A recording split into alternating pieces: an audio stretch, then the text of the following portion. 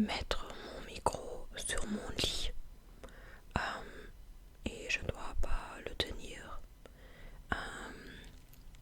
Et je vais lire quelques histoires de Reddit du subsuivre a-hole.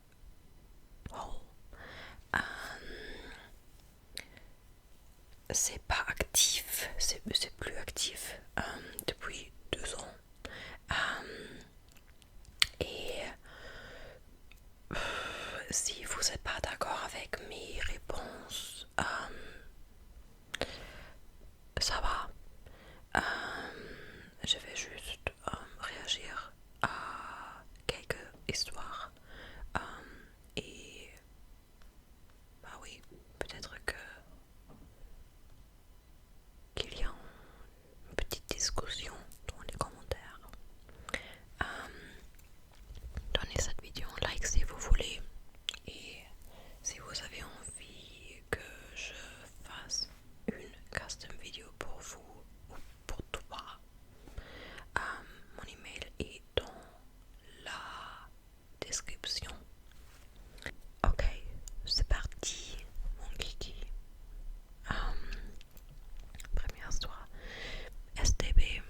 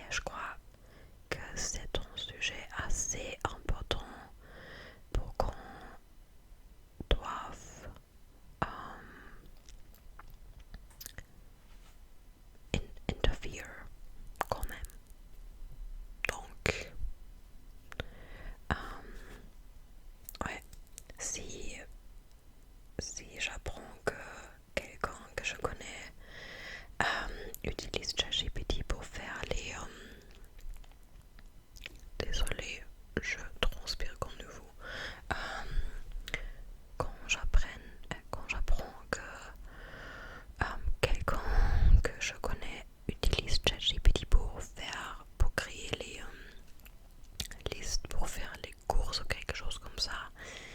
Je perds beaucoup de respect pour cette personne. C'est juste, utilise ton cerveau. Je crois que l'humanité est devenue beaucoup trop confortable. Bref.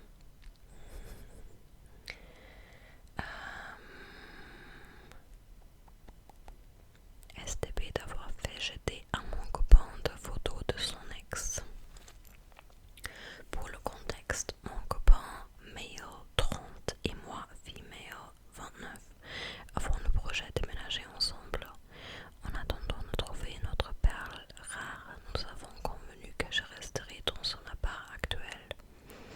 En week-end que je passe avec ma famille et lui avec la sienne, nous ramenons chacun des affaires laissées chez les parents, des vêtements et des chaussures pour ma part, des vieux livres et carnets pour la sienne.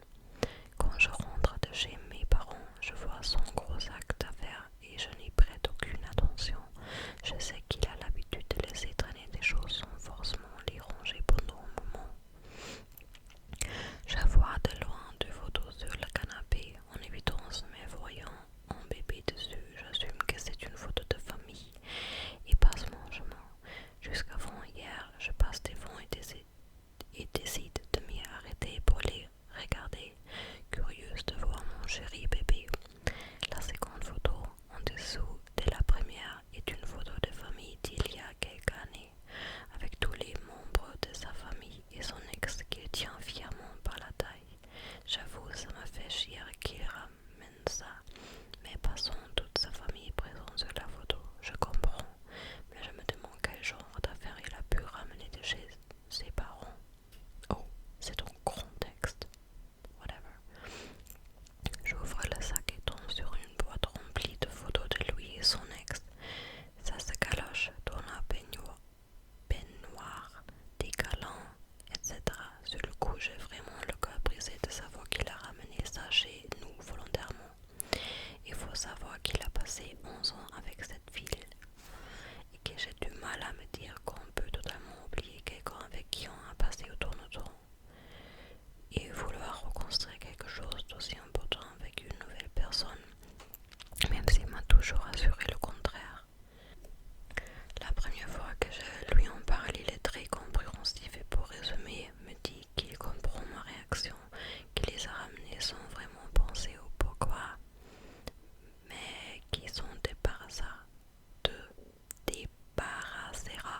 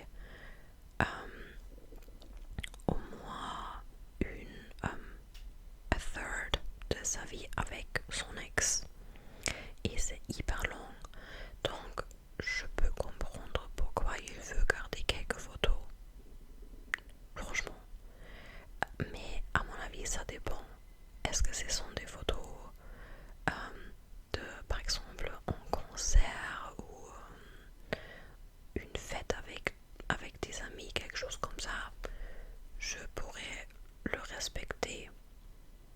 Mais elle a aussi mentionné les photos où il câline, quelque chose comme ça. Et c'était une autre chose. Parce que pourquoi est-ce que tu veux garder une photo comme ça avec ton ex? Je crois que c'est où je draw the line. Si ce sont des photos de souvenirs fun, quelque chose comme ça, ouais, garde-les.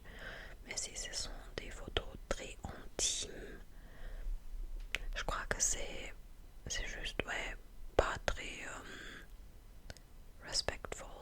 respectueux ouais, à propos de la nouvelle amie. Et aussi le carnet qu'elle a mentionné.